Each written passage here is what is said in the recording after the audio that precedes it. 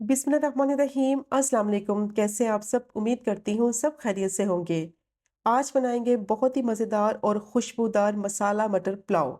Simple और easy recipe है और खाने में ये उतनी ही टेस्टी होती है। बहुत ही खुशबूदार खिले खिले इसके चावल बनेंगे और मैं दावे के साथ कह सकती हूँ कि जब आप इस रेसिपी को एक दफ़ा ट्राई करेंगे तो बार बार इसी से बनाना पसंद करेंगे।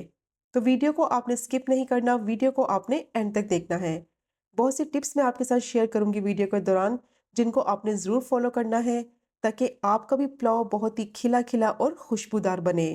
और अगर आपको हमेशा की तरह रेसिपी पसंद आए तो चैनल को भी ज़रूर सब्सक्राइब करें। तो चलें, टाइम ज़ाया के बगैर शुरू करते हैं इस मज़ेदार सी रेसिपी को बनाना।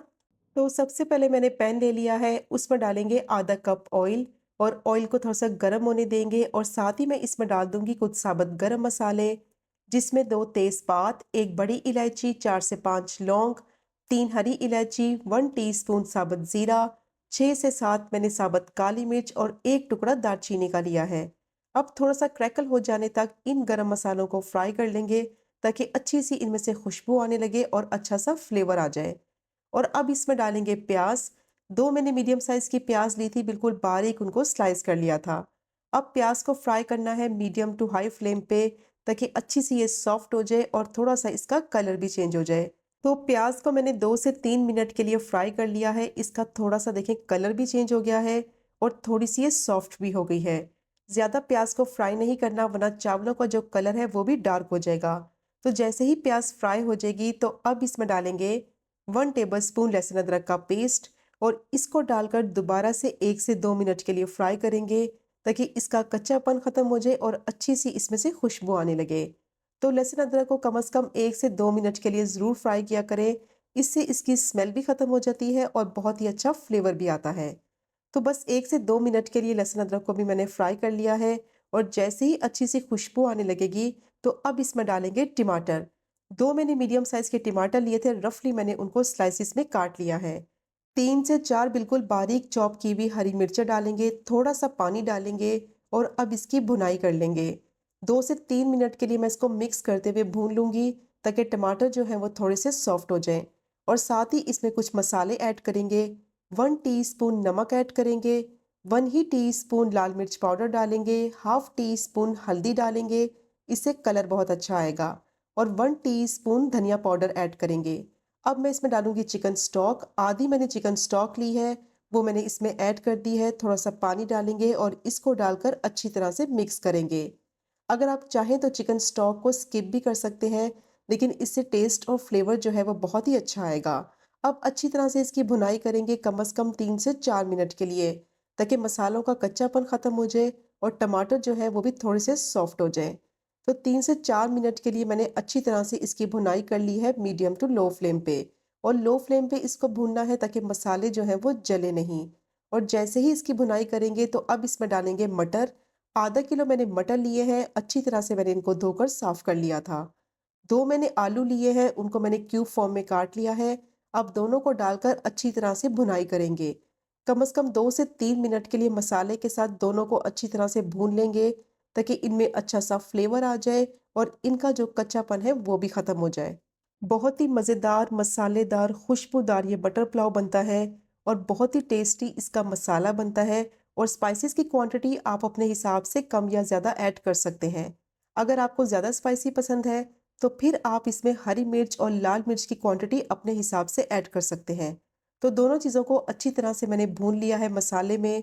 बहुत ही अच्छी इनमें से खुशबू आ रही है और जितनी अच्छी तरह से भुनाई करेंगे उतना ही अच्छा फ्लेवर आएगा। अब दोनों चीज़ों को गलाना है तो उसके लिए मैं इसमें डालूंगी आधा कप पानी। अच्छी तरह से इसको मिक्स करेंगे पानी डालने के बाद और मीडियम टू लो फ्लेम पे कम से कम 5 से 6 मिनट तक इसको पका लेंगे ताकि आलू और मटर जो है वो 70% तक अच्छी तरह से गल जाएं। अब मैं इसको कवर करके मीडियम टू लो फ्लेम पे पकने के लिए रखूंगी 5 से 6 मिनट के लिए। तो 5 से 6 मिनट के लिए मीडियम टू लो फ्लेम पे मटर और आलू को पका लिया है। दोनों चीज़ें 70% तक अच्छी तरह से गल चुकी हैं और जो इनमें पानी डाला था वो भी तकरीबन खुश्क हो गया है। अब इसमें मज़ीद पानी ऐड करेंगे चावलों के हिसाब से। तो जिस कप से आपने चावल लेने हैं उसी कप को आपने यूज़ करना है पानी डालने के लिए।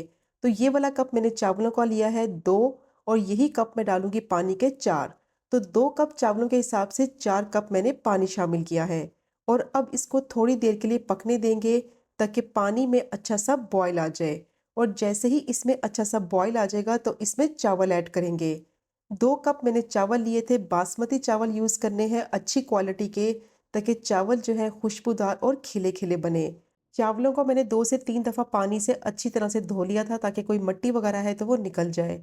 40 से 45 मिनट के लिए मैंने इनको भिगो दिया था। जितनी अच्छी तरह से चावल भीगे होंगे उतने ही ये खिले-खिले बनेंगे।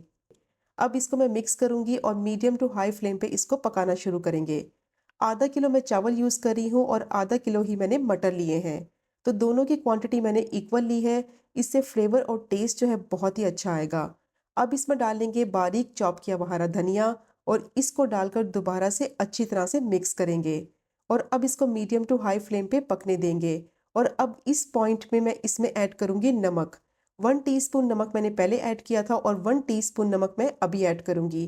तो इस पॉइंट पे नमक ऐड करने से क्या होगा, नमक का जो फ्लेवर है वो चावलों में अंदर तक जज़्ब हो जाएगा और बहुत ही ज़बरदस्त फ्लेवर आएगा। तो टोटल मैंने 2 टीस्पून नमक इस्तेमाल किया है और आधी मैंने चिकन स्टॉक इस्तेमाल की है।